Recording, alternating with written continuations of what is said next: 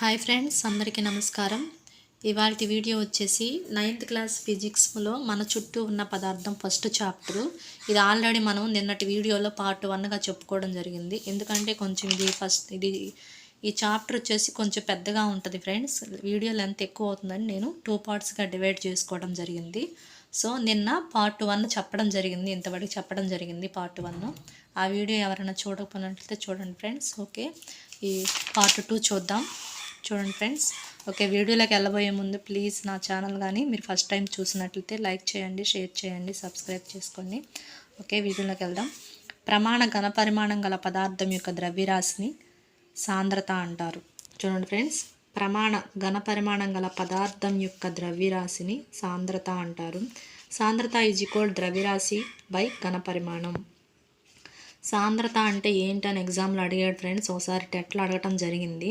అంటే నిర్వచనం ఇచ్చేసి ఇదేంటి అని అడిగాడు. ప్రమాణ ఘనపరిమాణం గల పదార్థం యొక్క ద్రవ్యరాశిని సాంద్రత అంటారు. సాంద్రత ఈజ్ ఈక్వల్ ద్రవ్యరాశి బై ఘనపరిమాణం. మనం ఇది కూడా గుర్తుపెట్టుకోవాలి.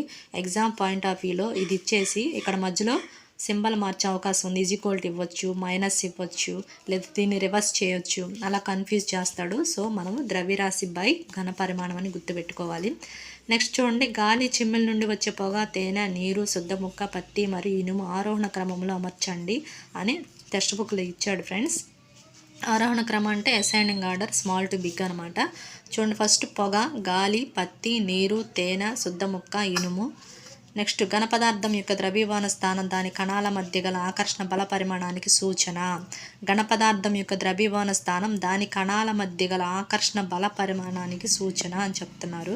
నెక్స్ట్ మంచు యొక్క ద్రవ్యభవన గుప్తోష్ణం అనమాట. ఇది గుర్తుపెట్టుకోండి. మంచు యొక్క ద్రవ్యభవన గుప్తోష్ణం వచ్చేసి 80 క్యాలరీ పర్ గ్రామ్. మంచు ద్రవ్యభవన స్థానం వచ్చేసి 273.15 కెల్విన్. ద్రవ్యభవన ప్రక్రియ అనగా ఏంటి? ఒక పదార్థం ఘనస్థితి నుండి ద్రవస్థితికి మారడాన్ని ద్రవీభవనం అంటారు. ద్రవీభవనం అంటే ఒక పదార్థం ఘనస్థితి నుండి ద్రవస్థితికి మారడాన్ని ద్రవీభవనం అంటారు. గుర్తుపెట్టుకోండి, ఘన టు ద్రవ. నెక్స్ట్ గుప్తం అంటే ఏంటి? దాగి ఉండడం. గుప్తం అంటే దాగి ఉండడం. గుప్తం అనగా దాగి ఉండడం. వాతావరణ పీడనం ద్రవీభవన స్థానాల వద్ద 1 కిలోగ్రామ్ ఘన పదార్థాన్ని పూర్తి ద్రవంగా మారడానికి అవసరమయ్యే ఉష్ణ శక్తిని ద్రవీభవన గుప్తోష్ణం అంటారు. ఇంపార్టెంట్ ఫ్రెండ్స్, ఇది కూడా సేమ్ అంతే. నిర్వచనం ఇచ్చేసి ఇది ఏంటి అని అడుగుతాడు. వాతావరణ పీడనం ద్రవీభవన స్థానాల వద్ద 1 కిలోగ్రామ్, గుర్తుపెట్టుకోండి, 1 కిలోగ్రామ్ ఘన పదార్థాన్ని పూర్తి ద్రవంగా మారడానికి అవసరమయ్యే ఉష్ణ శక్తిని ద్రవీభవన గుప్తోష్ణం అంటారు. నెక్స్ట్ సాధారణ వాతావరణ పీడనం వద్ద ద్రవం బాష్పంగా మారే ఉష్ణోగ్రత మరుగు స్థానం అనమాట. సాధారణ వాతావరణ పీడనం వద్ద ద్రవం బాష్పంగా మారే ఉష్ణోగ్రతని మరుగు స్థానం అంటారు. ఇంపార్టెంట్. నీటి ఉష్ణోగ్రత వచ్చేసి 373 కెల్విన్ అనమాట. 100 డిగ్రీల సెల్సియస్ 273 ప్లస్ 100 ఈజ్ ఈక్వల్ 373 వస్తుంది అనమాట. ఈ 373 ఎలా వచ్చిందని అని తెలియడానికి నేను ఇలా రాసుకున్నాను బ్రాకెట్లో. నెక్స్ట్ చూడండి, ఉష్ణోగ్రతకు ఎస్ఐ ప్రమాణం కెల్విన్. ఉష్ణోగ్రతకు ఎస్ఐ ప్రమాణం కెల్విన్. నీటి ఉష్ణోగ్రత ఎంత అంటే 373 కెల్విన్ అనమాట. 373 కెల్విన్లు. నెక్స్ట్ అమోనియం క్లోరైడ్ను ఘనపదార్థం నుండి నేరుగా వాయు రూపంలోకి మారుతుంది కాబట్టి దీన్ని ఉత్పత్తనం అంటారు. ఏమంటారంటే ఉత్పత్తనం అంటారు. Very very important friends. ఈ బిట్ అనేది ప్రతి ఎగ్జామ్లో ఖచ్చితంగా ఈ బిట్ అనేది ఉంటుంది ఫ్రెండ్స్, ఫిజిక్స్ పరంగా. అమోనియం క్లోరైడ్ను ఘనపదార్థం నుండి నేరుగా, గుర్తుపెట్టుకోండి, ఘన టు వాయువు, నేరుగా వాయు రూపంలోకి మారుతుంది కాబట్టి ఇది ఉత్పత్తనం అంటారు. డిఎస్సి 2018లో ఈ బిట్ అడగటం జరిగింది. ఎస్జిటి వాళ్ళకి అడిగారు. అమోనియం క్లోరైడ్ను ఘనపదార్థం నుండి నేరుగా వాయు రూపంలోకి మారుతుంది కాబట్టి దీన్ని ఉత్పత్తనం అంటారు. 2019లో అడిగారు. డిఎస్సి 2019లో ఈ బిట్ అడగటం జరిగింది. ఏదంటే అమోనియం క్లోరైడ్. నెక్స్ట్ చూడండి, సేమ్ అదే ఫ్రెండ్స్. ఘనస్థితి నుండి నేరుగా వాయుస్థితికి మారడాన్ని ఉత్పత్తనం అంటారు. నెక్స్ట్ ద్రవస్థితిలోకి మారకుండా వాయుస్థితి నుండి నేరుగా, అంటే ద్రవస్థితిలోకి మారకుండా వాయుస్థితి నుండి నేరుగా ఘనస్థితిలోకి మారడాన్ని నిక్షేపణం అంటారు. అంటే వాయువు టు ఘన, ఇదిగోండి ఇక్కడలాగా వాయువు టు ఘన, దీన్ని నిక్షేపణం అంటారు. ఇంపార్టెంట్, కన్ఫ్యూజ్ అవ్వద్దు ఫ్రెండ్స్. చూసుకోండి. ఇక్కడ నేరుగా వాయు రూపంలోకి మారటాన్ని, అంటే ఘన స్థితి నుండి నేరుగా వాయు స్థితికి మారడాన్ని ఉత్పతనం అంటారు. ఎగ్జాంపుల్ వచ్చేసి నాఫ్థలిన్ అనమాట, కలరా ఉండలు. నెక్స్ట్ ఇక్కడ ఏమంటున్నాడు, వాయు స్థితి నుండి నేరుగా ఘన స్థితిలోకి మారటాన్ని, అంటే ఇక్కడ రివర్స్ అనమాట, గుర్తుపెట్టుకోండి. ఇక్కడ ఘన టు వాయువు, ఇక్కడ వాయువు టు ఘన, దీన్ని నిక్షేపణం అంటారు. ఘన కార్బన్ డైఆక్సైడ్ను పొడి మంచు అంటారు. ఇది మనకి ఎప్పటి నుంచో తెలిసిందే. పదార్థం అనేది ఘన, ద్రవ, వాయు స్థితుల్లో ఏ స్థితిలో ఉన్నప్పటికీ పదార్థం స్థితిని నిర్ణయించడంలో పీడనం, ఉష్ణోగ్రత ప్రభావం చూపుతాయి. ఈ పదార్థం అనేది ఘన కానీ, ద్రవ కానీ, వాయు స్థితిలో ఏ స్థితిలో ఉన్నా కానీ ఆ స్థితిని నిర్ణయించాలంటే ఏ ప్రభావం చూపుతాయంటే పీడన, ఉష్ణోగ్రత అనేవి, ఈ రెండు ఇంపార్టెంట్.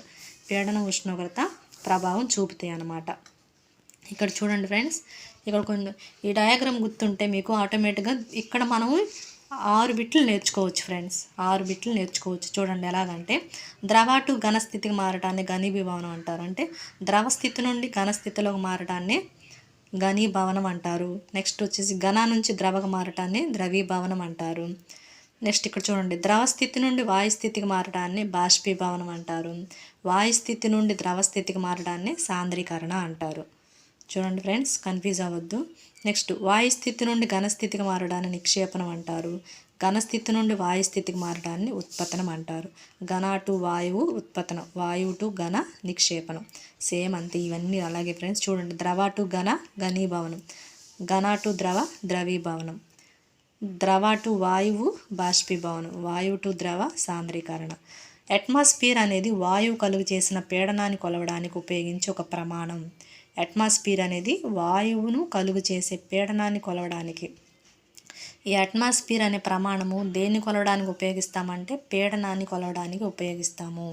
పీడనాన్ని కొలవడానికి ఒక అట్మాస్ఫియర్ పీడనం యొక్క ప్రమాణం ఏంటి? ఒక పాస్కల్. పీడనం యొక్క ప్రమాణం పాస్కల్. ఇంపార్టెంట్, ప్రమాణాలు కూడా ఇంపార్టెంట్ ఫ్రెండ్స్. ఒక అట్మాస్ఫియర్ వచ్చేసి 1.01 × 10⁵ పాస్కల్ అనమాట. ఒక అట్మాస్ఫియర్ వచ్చేసి 1.01 × 10⁵ పాస్కల్ అనమాట. కణాల మధ్య ఖాళీ ప్రదేశం గతిశక్తి ఘన పదార్థాలు కనిష్టంగాను, ద్రవాల్లో మధ్యస్థముగాను మరియు వాయువులు గరిష్టంగాను ఉంటుంది.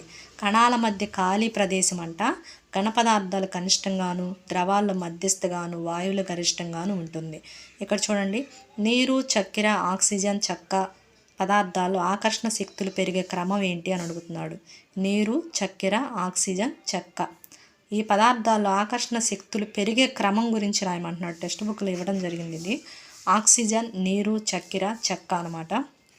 ఆన్సర్ వచ్చేసి. ప్లీజ్ ఫ్రెండ్స్, నా వీడియో మీకు నచ్చినట్లయితే ప్లీజ్ లైక్ చేయండి, షేర్ చేయండి, సబ్స్క్రైబ్ చేసుకోండి ఫ్రెండ్స్. Thank you friends.